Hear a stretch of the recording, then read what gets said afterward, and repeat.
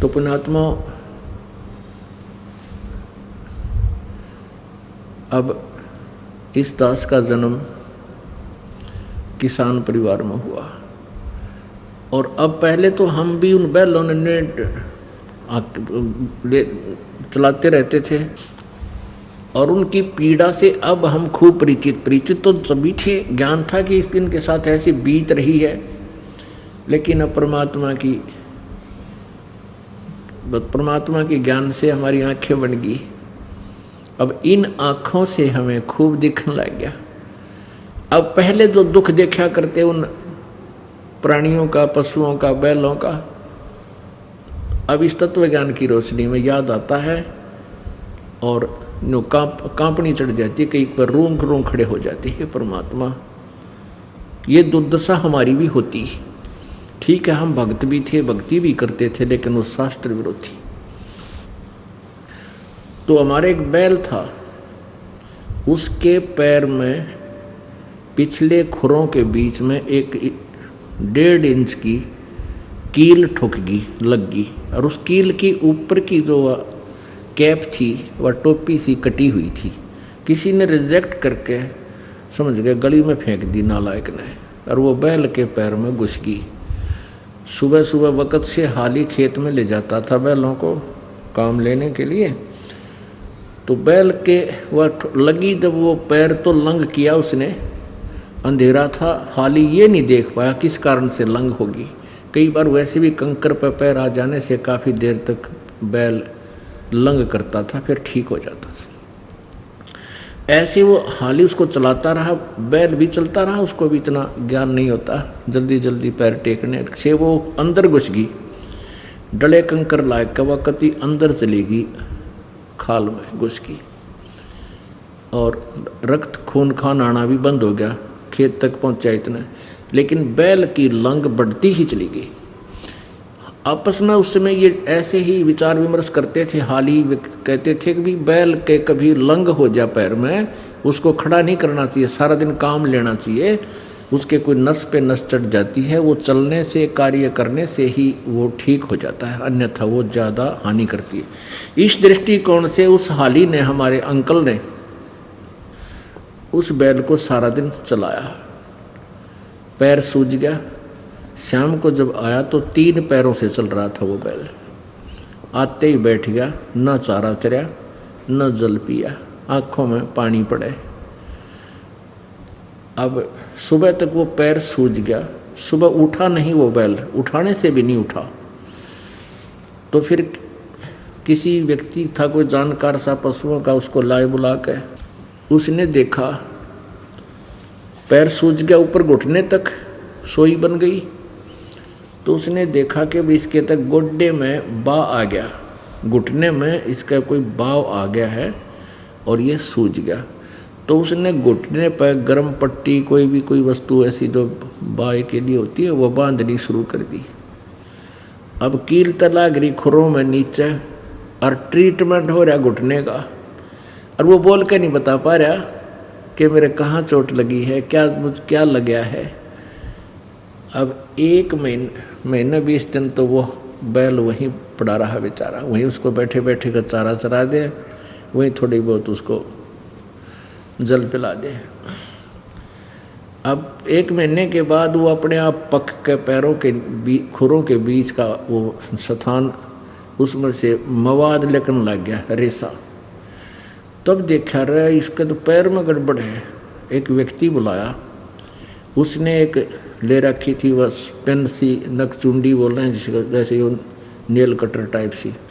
उसने देखा, उसको साफ सूफ करा, उसमें देखा तो वो एक कील गड़ रही, उसके अंदर कील घुसी हुई है, वो निकाल ली उसने, इतनी निकली बार।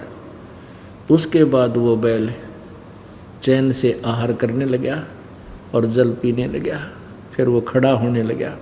अब पुण्यात्माओं, अब जब वो मनुष्य शरीर में था, उस नालायक प्राणी ने कभी सोची भी ना होगी इतनी यह दुर्गति हो जाएगी। और परमात्मा हर समय ये ढंढोरा पीटते आए हैं। पुण्यात्माओं, ये आपका सौभाग्य है कि आपको ऐसा सत्संग सुनने को मिल रहा है। नहीं तो इस दास की आधी से आधी उम्र हो गई थी, 37 वर्ष का हो गया था। सन 1988 में दास को ये उपदेश मिला। और उससे पहले इस तरह का ज्ञान कभी सपने में भी ना सुना था। यदि पहले सुन लेते तो पहले जागृति आ जाती।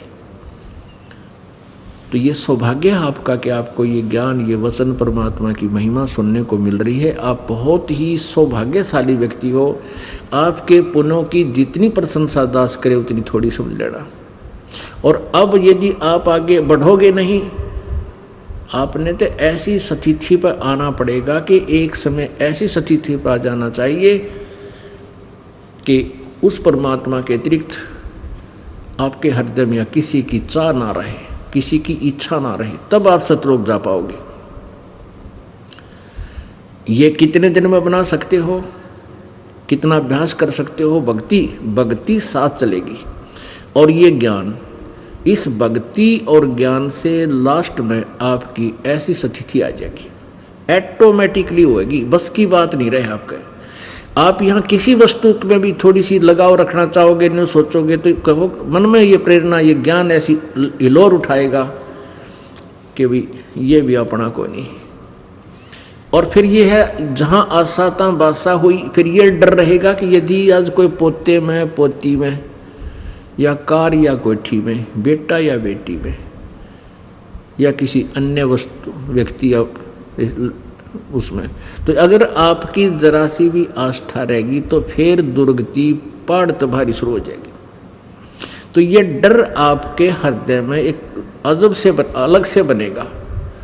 और एक ज्ञान रहेगा कि ये वस्तु सब नाशवान है। आज हमारे पास कितनी अच्छी मकान है और कल मृत्यु हो जाए।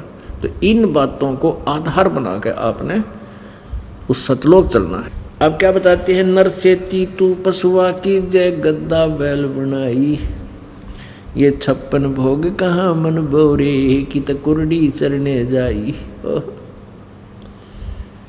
अब परमात्मा कहते हैं, नाचे गाए किने ना मिलिया, जिन मिलिया तिन रोए। ना जैसे आपने सत्संग करते देखे, कोई डांस कर रहा है, कोई नाचा है बुढ़ेले की तरह, ये कोई सत्संग है? ये तो वो भी नशाए कर रहे हैं जो सत्संग में डांस करें या सत्संग में हथेड़ी पीटे, उनका भी नशाए है। गानी वो प्रवचन करता के भी, श्रोता के भी। इसमें तो हृदय में नो कसक उठे और हृदय में नो कंपन छूटे है भगवान, या दुर्गति बनेगी तो आपका नशा कम हो लिया। अब आप सुनते भी हो, आपका जगह नहीं बनती, कम बनती है, लेकिन शुरुआत होगी। ये ऐसी चोट है शब्द की, या फोड़ कर दर देगी सात्मा के ऊपर बैल ने, और एक दिन वह स्थिति आपकी आवेगी। इसी ट्रीटमेंट से, इसी प्रोसीजर से ये कार्य सफल होगा। सत्संग में आते रहो, विचार वचन सुनते रहो, 100 बार सुनो। ये मन में यदि आपके मन में न्यू आ गया कि तो पहले भी सत्संग सुना था, गुरुजी वही बात फिर बताओ हैं। अरे भले आदमियों, रोजाना रोटी वही होती है, सब्जी में फेर बदल एक आधी बार सुबह शाम में हो सकता है, और वही रोटी सुबह भी अच्छी लगी है और शाम को भी इच्छा बनी है तो आप स्वस्थ हैं। और यदि आपको शाम को अरुचि है भोजन में तो आप अस्वस्थ हो चुके हो।